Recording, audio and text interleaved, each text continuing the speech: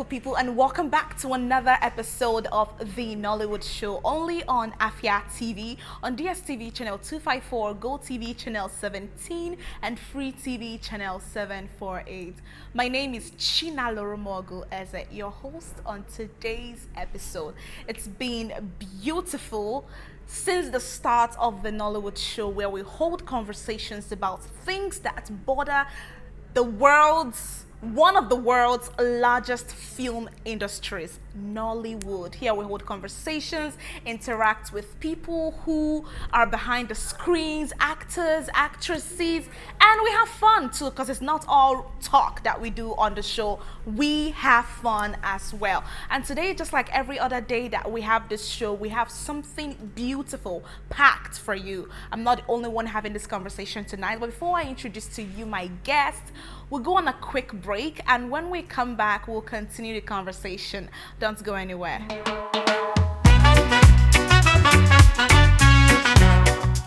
Welcome back to the Nollywood Show. My name is Chinaloromogu Eze, and you know what time it is. It's time for us to delve into interesting and mind-triggering conversations. Today, we are going to be talking about reviving Igbo epic movies. Whilst I have a lot to say about it, I won't be doing all the talking. And today we have someone who can say a thing or two or 1,000 about what it is and how we can revive Igbo epic movies. So Dika Ofoma is a Nigerian writer, curator, and filmmaker. He's the director of the short films God's Wife, A Quiet Monday, and A Japa Tale. His films have screened in festivals such as International Film Festival Rotterdam, Kurzfilmtage International Winterthur, New York African Film Festival, Mostra de Cinemas Africanos, and the S16 Film Festival. Dika's films prioritize empathetic reflections of Nigerian life and culture. Ladies and gentlemen, boys and girls, daddies and mummies, everyone listening to the sound of my voice today, join me and make welcome our guests on today's episode of the Nollywood Show, Dika Ofoma. Woo! Hi, Dika, and welcome to the Nollywood Show. Hi, Chinaloromogu. Okay. Not everybody calls me by my full name, but I like it. Yeah. Thank you so much. Thank you as well. Welcome. And this topic is very personal to me. Yeah. Reviving Igbo epic movies, because over the years, I love my Yoruba brothers and sisters. I love you all so much. I love what they are doing in film. Over the years, we've seen them really do so much, showcasing their culture, the language, promoting it through films. It's everywhere. Tracing it down to Elesioba, Nicolabo, and a bunch of them. They are there. Netflix. It's on everybody's lips, right? And the question is, I wrote an article one time about it. Where are Igbo epic movies? What are we doing? How do we start, right? And I think we had something close to it in modern time. I think 2018, when it's not like it's an epic film, we would call it an Indigenous film. When we had Genevieve Naji's Lionheart, that's one film where Igbo language was the central language in the film, and it had core Igbo actors in it, right? It was like we're close to something. We're getting there, and we didn't exactly get there. And we trace epic films way back to, I think when there was this film called Egg of Life. There was this film called, Igodo. Was Igodo before Egg of Life? Yes. Igodo was in Igbo, and I think Egg of Life was a sequel to it, and then it was I think so too. And then Asabawood has tried, but we know it's not exactly the representation we're looking for, because when they do that whole epic thing, it's either they have a full face makeup. I don't want to talk about the set or the props they use in it, but you know what I'm talking about. We're looking for something global, right? So I want to know, first of all, so what do you think about how Igbo people are reacting? Are they really interested in having this whole cultural thing speak for them? Are they very interested about that? What do you think? I think I don't know that Igbo people are not interested, but I also want to walk back the conversation a bit. I don't think when we speak of Igbo epics, I think we're talking about films set in like pre-colonial Igbo land with some scale, like I believe, and I do think they exist. They might not be on Netflix or Amazon Prime, but they do exist. I mean, we had something called Breath of Something from Obi last year. Oh yes. And that was, he told me, I had an interview with him, and he did tell me, but that's coming. Like how later, many you understand? Yeah, there's Chatham currently screening on Showmax, right? With, yes. That was James Omekwe's production. Okay, series, yeah. I think he EP'd that, and it was created by Ifeanyi Barbara Chidi. I'm not sure I got her middle name right, but like and so they exist, I think. But I do understand. I mean, I understand you when you say we might not have them in the numbers that we have, or they're not going to cinemas to like make the big bucks in the way we had films like King of Thieves or other other epics from the Southwest. But I think it's a thing of interest, and I think is I think maybe Igbo filmmakers not being interested in making Igbo epics, and they have they have other things that they are concerned with. I think that's what it is. More important things. Yeah, huh? I think if in the same way Yoruba filmmakers are making films that are rooted in culture, I think if Igbo filmmakers were that interested in Igbo culture or found it commercially viable, I think it's one thing to say, and to sort of like, I mean, Nollywood follows what has been proven to be commercially viable, like all commercial industries, like all entertainment industries. Like if one thing works, then others would follow suit. And I think one of the first films that made it possible was King of Thieves and Ikolabu. We're out around the same time, the same year.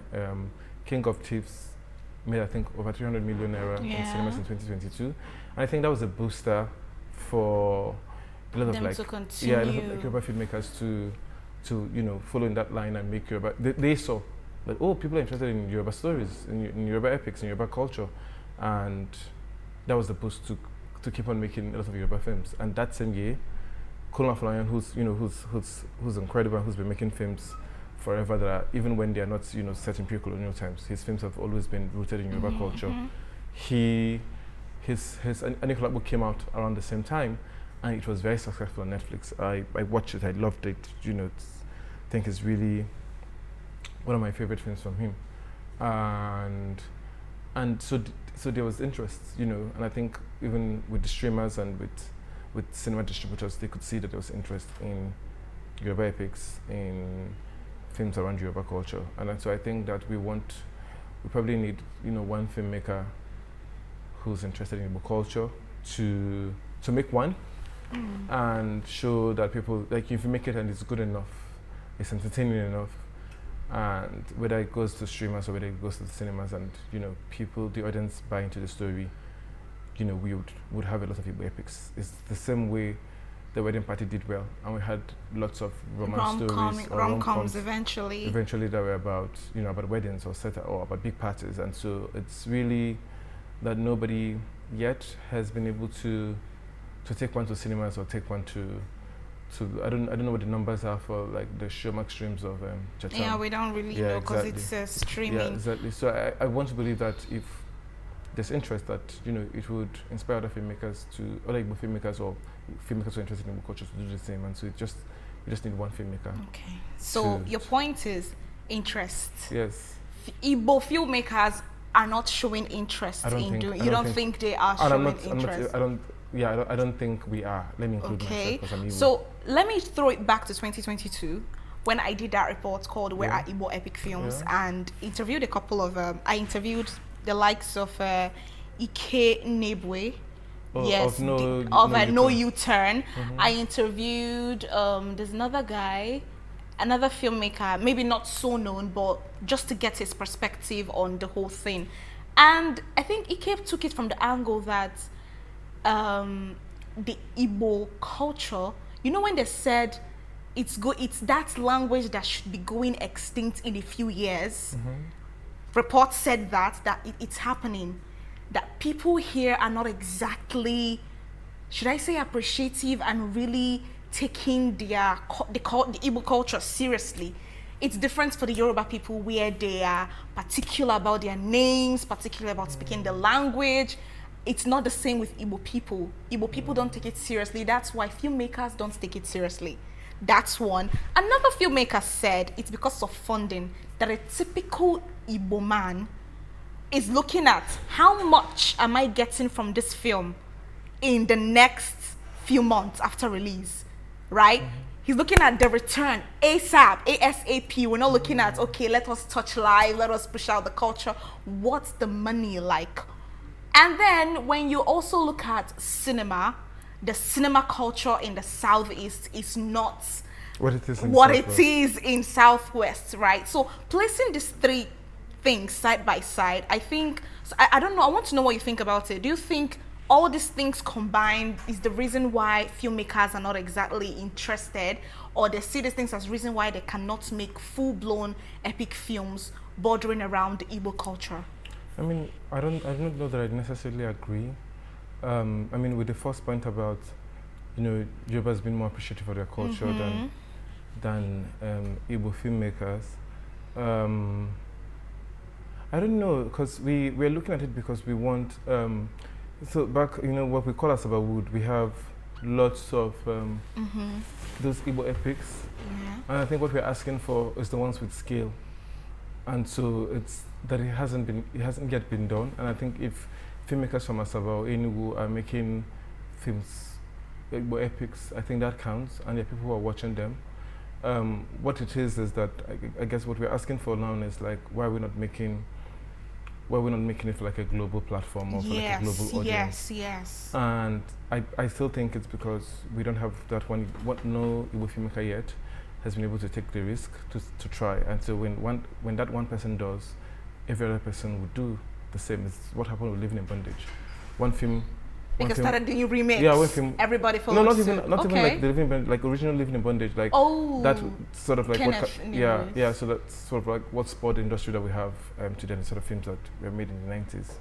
And so I think that I don't know that Igbo people are not interested in Igbo culture. I do not think that I agree. Can we do better? Yes. I don't think it's any different. I think in a lot of like Anglophone African countries, due to colonialism, you know, there's just a lot more value for English language, and it's not just with we Igbo people. I think it cuts across, and I have friends who are Yoruba complain about nieces and nephews or cousins who don't speak the language, and and so it's a global thing. I it's think not limited to just I don't Igbo. think it's just our problem. I think because we're Igbo, you know, we see it more because we have this like close interactions with people who don't speak the language or who are not interested in the culture. But I think it's a national phenomenon, and it's not just us one. Secondly, I mean, filmmaking is art, all of that. But I don't know that Nollywood is the yardstick to determine or to say that Igbo filmmakers or Igbo people are only interested in what they can buy and sell or like returns on investment immediately. I think there are a lot of like bold Igbo businessmen in other fields who are taking risks and, you know, with investments that would yield returns like years later. And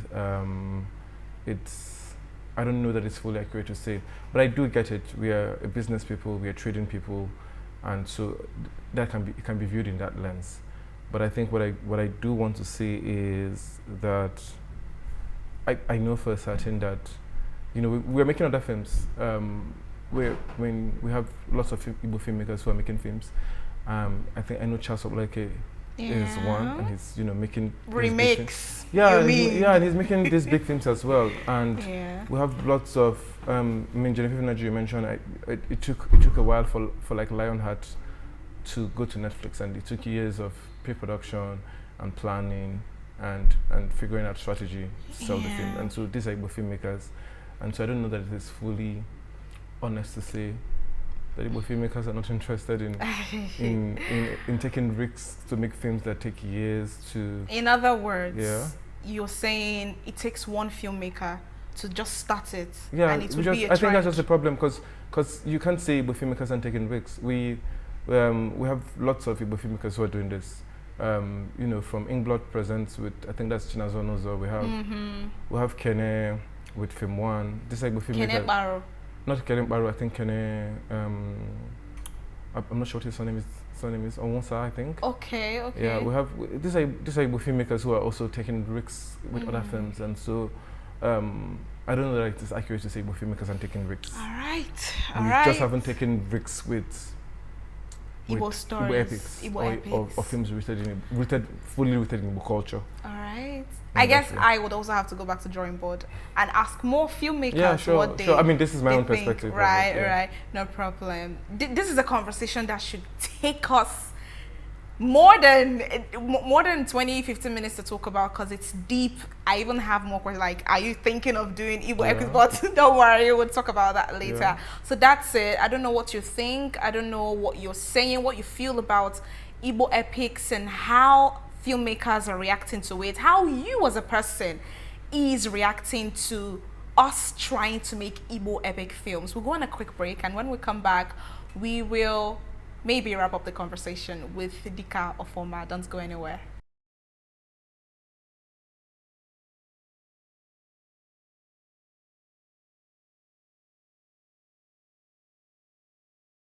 Welcome back to the Nollywood Show. My name is China Lurumogu, as I am still here with Dika Ofoma. Welcome, my chief. So it's a thing during the show. After the serious talk, we try to mellow it down with something really fun, something we call movie trivia. Okay. Yeah, so we ask you questions about any film. I'm going to film any film. Sure, no do problem. Do I get to choose the film? No. Okay. On this show, I'm the judge, I'm the jury, I'm the law, I'm the bench. Yeah, you understand? I'm about to embarrass myself. But today we're going to be doing Igodo. Yes. I think I even asked you if you've watched. I asked you if you watched it last night, but I didn't tell you what it was going to be for. But either which way, it's going to be fun. So just take it as who wants to be a millionaire in some sort of way, but you don't get to call a friend. All right. Or, sure. Go ahead. You know, I'm going to fill the questions, but it's fine. Ready? Yeah, sure. Go ahead. Okay, let's have this movie trivia on Igodo with Dika Ofoma. Question 1 says, what year was Igodo released? A, 1999, B, 1998, C, 1997, D, 1996. 1997 is my guess. Are you sure? That's my guess. That's the best guess. That's the best guess, huh? That's incorrect. It's 1999. Yeah. I'm sorry. Yeah. Okay, moving on. Second question. Who was the director of Igodo? A, Kenneth Nebwe, B, Andy Amenechi, C, Obi Emeloye, D, Izuojuku. So, say the first two names. Kenneth Nebwe, B, Andy Amenechi. Andy Amenechi. I know why you chose Andy Amenechi. But it is correct. Did you know it before? You just guessed. It's a guess. I know all of Izuojuku's films. I know all of Obi Emeloye's films. And I know Kenneth did mostly wasn't a director. Living in Bondage, that period. He's not a director either. Okay. I don't know if he later started directing films, but he started off as a producer. Right. Yeah. Smarty pants, huh? Yeah. That's correct, by the way. Okay, number 3 says, now let's go into the film proper. Who was the child born and destined to be the king but was killed by the jealous villagers? Okay. A, Igodo, B, Ihuhumere, C, Abalanze, D, Okpoko. I don't think it is Igodo. Say the names again. Igodo, Ihuhumere, Abalanze, Okpoko. Abalanze. Ihuhumere, I'm sorry. Okay, so Now, how did Ihuhumere die? How did the villagers kill him? Because they were jealous of him. So how did they kill him? A, death by hanging. B, buried him alive. C, sent him to the evil forest. D, drew a sword to his heart. Buried him alive. I think that was a lot of most films from many years ago. They were doing a lot of burying people alive. Yeah. So it was just I know. That's correct, by the way. Yes. Okay. Now, what became the source of the village's problems and deaths after killing Ihuhumere? So what became the source of the village's problems and deaths? A, death of Ihuhumere. B, magic tree growing on Ihuhumere's grave. C, evil spirits came back to take their revenge. Ihuhumere ordered evil spirits before he passed on. I'll go with the B option. What's the B option? Say it. Magic tree. Okay, yes. Magic tree growing on Ihuhumere's grave. Yeah. Rewatching this film, it was like, really? Oh, yeah.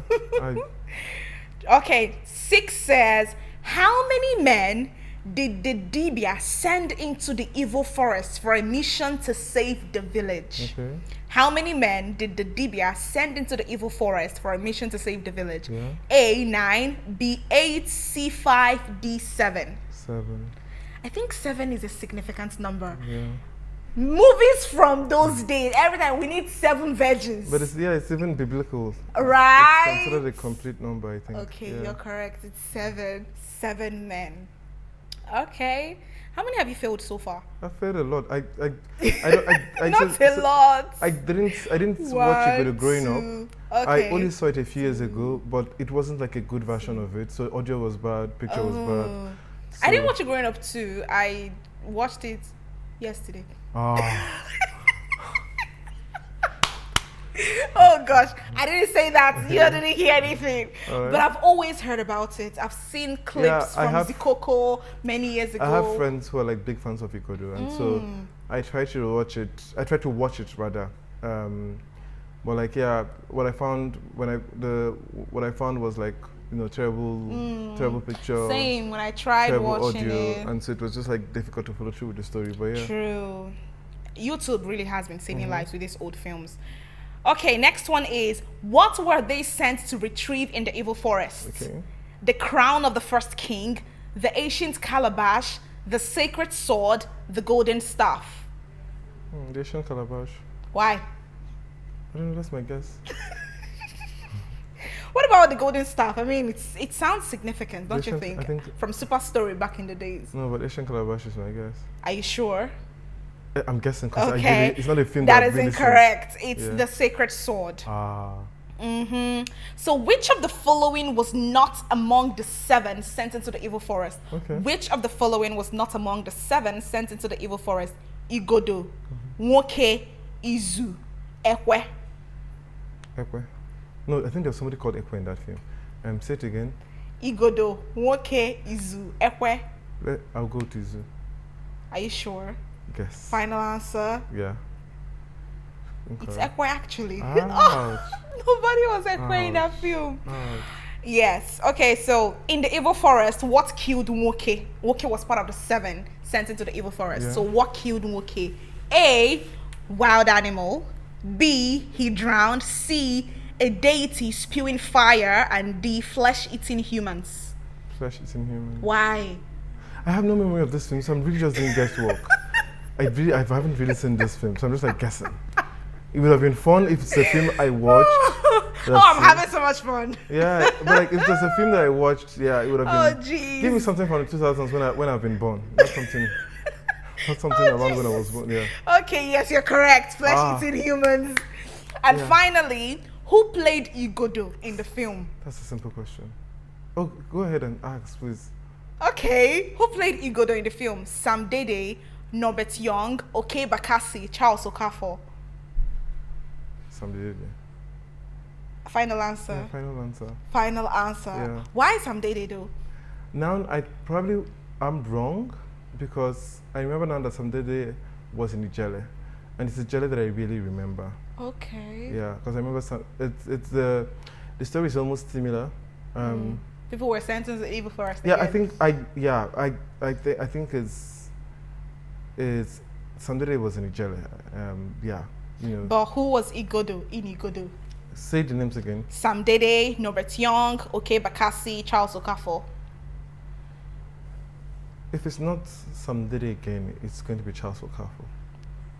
That's incorrect. It's Norbert Young. Ah. Yeah. Have you memories of this film? It's interesting. I'm so sorry about that. It's really interesting that Norbert Young was a good one. Interesting. Exactly. Yeah. I didn't, he acted, but seeing him in an epic film like that. Yeah, I mean, for me, it's like, you know, when you speak of like films of like rules, like epic, like, you know, when we think of living in bondage, it's easy to think of Kenneth Okonkwo.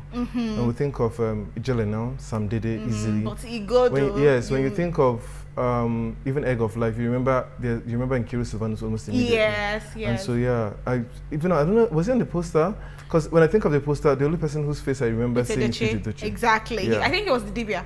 Yeah, he was just the Dibia who was narrating, I think. Yeah. Who was narrating for like the sort of like what was at the time the contemporary setting of the film, and then they were thinking about. You watched this film. I said little. I haven't really. I know that the sequel is Egg of Life, okay. but yeah, I think Igodo was even in English. It wasn't in Igbo. For the questions you failed, you owe me 10,000 naira each for the questions you failed. All right then. Okay. We'll have the conversation later. Okay, thank you so much. Yeah. Thank you so much, Dika, for being here. Thank you for being on the show, and I hope you guys watching us had fun. Listen to us have this trivia on Igodo. This is your sign to go back and watch old Nollywood films. There's a lot you can learn from it, and it would be great if the films were available to be streamed. Right. I think I saw a tweet you made about that. I have a whole maybe essay to be written. I have a whole I have a full rant about how a lot of the old films are not accessible. Yes. It's making it difficult to do archival work here. It's making it difficult to pay like tributes to like legends who've been in this industry. And I wish that the producers of this film, these are films that we care about. There's interest in them, and I wish they were accessible. I mean, outside of YouTube, I think sometimes the films are available on YouTube, and you know, there's conversation about it being pirated copies, or you know, like watching them as part of piracy. But I really wish that you know, the filmmakers themselves were providing these films and making it accessible. I agree. For us who didn't get to watch them growing up, to like watch them. Yeah. True. Yeah. What he said. That's what I can say now. What he said. But thank God for YouTube has made it possible for some of us to watch some of these films. But if not for YouTube, I don't know what we'd be saying right now. But if you have the opportunity, please do watch some of our old Nollywood films. You can learn a thing or two or 1,000. Thank you so much for staying with us on today's episode of the Nollywood Show. My name is China Loromogo Eze, and I'll see you next time. Bye.